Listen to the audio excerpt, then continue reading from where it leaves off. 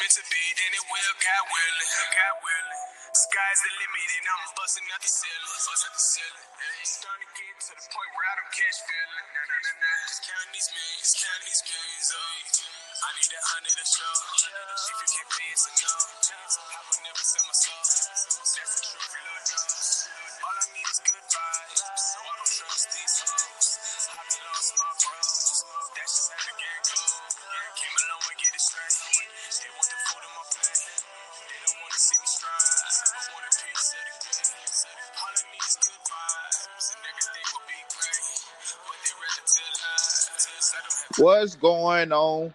What's going on, ladies and gentlemen? Get ready for another episode of Unpopular Opinion. I'm your host, GRANxJEFE, joined as always with my co-host, OgRAW. How you doing today, bro? What's going on this morning, man? How you doing this morning, brother? Doing all right. It's a little chilly down here in El Paso. They say it's supposed to be the desert. I don't really know too much about that. Was I tripping, or did you guys get snow? Yeah, we got some snow. I think it was the day before New Year's, maybe, or New Year's Day or something like that. I forget which day it was, but yeah, it was this past week right here. Yeah, I was like, man, is that snow in El Paso? Oh, the climate change is real. I don't care what they say. Climate change is real. Yeah, hey man, and it's crazy because it gets up to like 100 and some degrees. In the summertime, all dry heat, and then it gets cold enough to snow. Like that. That's crazy to me, honestly. Yeah, in the grand scheme of things. That's the same way it was when I was in Alaska, man. It would be like almost 100 degrees in the summertime. In the wintertime, negative 32 outside. I've never seen nothing like that, man. Yeah, it's like, how did we get from this extreme to this? It's crazy, man. But let's go ahead and get this show rolling today. Today is Wednesday, January 2nd. Hope everybody had a good New Year. Hope that this new year brings you guys whatever you guys want. Without further ado, let's hop into this show. This question was inspired by DeAndre Hopkins. A little stat: DeAndre Hopkins caught 115 balls last year with 0 drops. Let me say that again: 115 catches, 0 drops. That's pretty impressive. Yeah, I mean, to not drop one pass. And that's pretty impressive. Yeah, that's crazy. So that got me to thinking, who is your top 5 wide receivers in the NFL? 1 through 5. Number 1 for me is Julio Jones. Point blank, period. I like what Julio does. I like the attention that he draws. I like that he requires a double team. And that, for me, takes a lot of pressure off everyone else on that team. Julio Jones had 113 receptions this year, went for 1,677 yards and 8 TDs. The year before that, his TD numbers were down because he required so much attention. But I really still think Julio is the number 1 receiver in the league. Now that's where we're gonna have to. That's where I'm gonna stop you at. I got Julio Jones 4th on my list. 4th.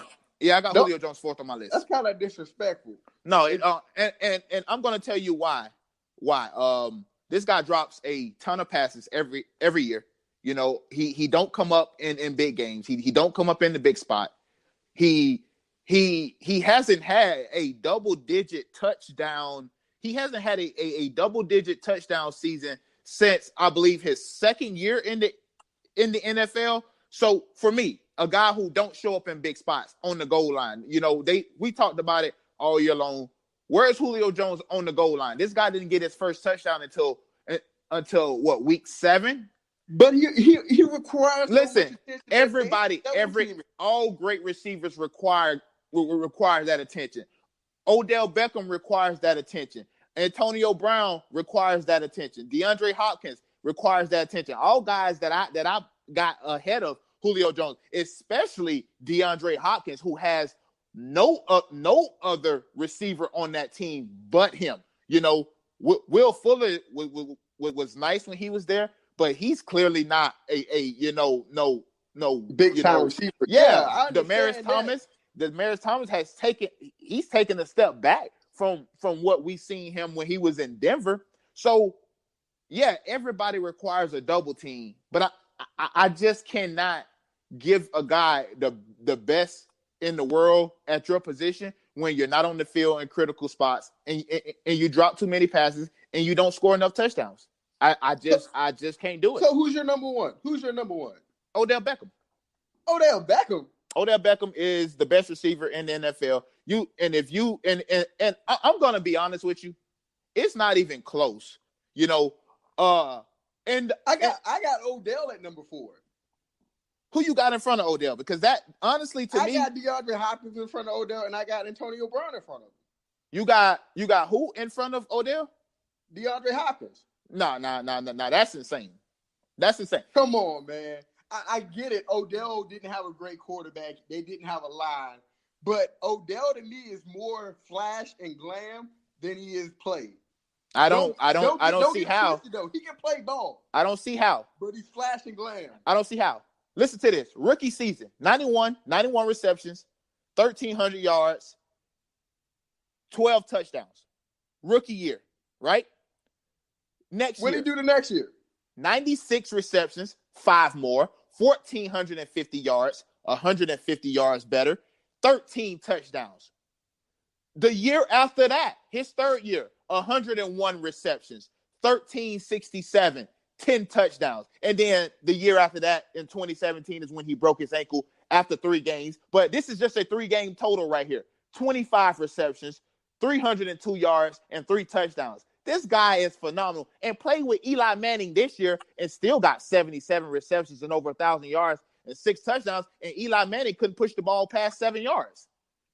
I'll tell you why Odell's like number 4 on my list. Odell and hardly ever drop any passes. And hardly ever drops any passes. It's not translating to anything for the team. That's why he's number 4 on my list. He's flash and glam. But what has Julio possessed? You know, they were in that game and, you know, he went ghost. At least they made it to the Super Bowl. They had a better team. Jr. ever making it to a Super Bowl in his career. Not with the New York Giants. Well, see, that's the problem. Playing with the New York Giants, the organization, that got nothing to do with him as a player. Him as a player is producing. Him as a player is producing.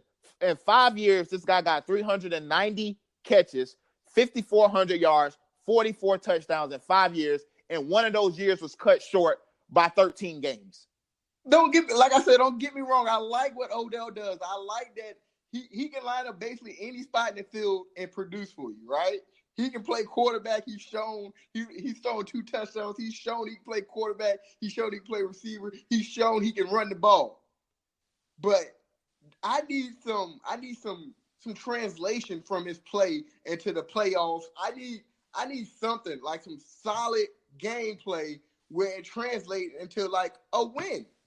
I want to see wins. So what is Julio producing? Because I'm confused. You know, Atlanta's been to the Super Bowl. They didn't not win because it, of him. That was what. Put it this way: who was the MVP of the league that year? It was Brady. I'm pretty sure. Where was Matt Ryan in that MVP race? Because that was the season that we were talking about. Could Matt Ryan win the MVP? Now, Julio Jones hasn't had a double-digit touchdown season since 2012. What have you done for me lately? What, this guy had... Are we taking a body of work or are we taking this seasonal work? Okay, let's take this seasonal work. 113 catches, 1,600 yards, 8 touchdowns. That's pretty impressive. It's pretty good. But he's not the only guy on that team. He's not getting double and triple team because they can't. Look what Calvin Ridley did. Look at Mohamed Sanu. They can't just they have Freeman and they have Coleman. It's not like Julio is doing it by himself, like a DeAndre or even a Odell, and to somewhat of a Antonio Brown before Juju Smith-Schuster finally arrived. But you know what? We're gonna continue this conversation. We got a guest that's coming on the show, so we'll be back right after this.